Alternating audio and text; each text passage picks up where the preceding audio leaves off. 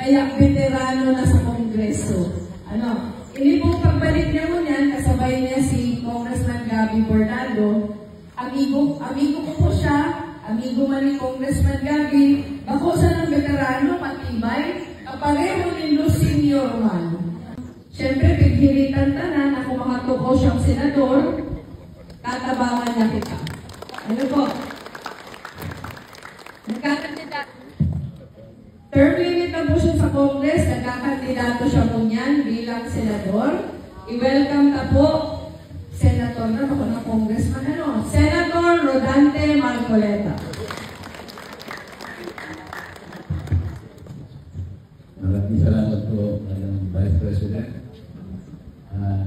Kaibigan, Kong Gabby Bernardo, at sa mga team ni Mayor at Vice Mayor, dito po ngayon. At sa inyo po lahat, magandang hapon po.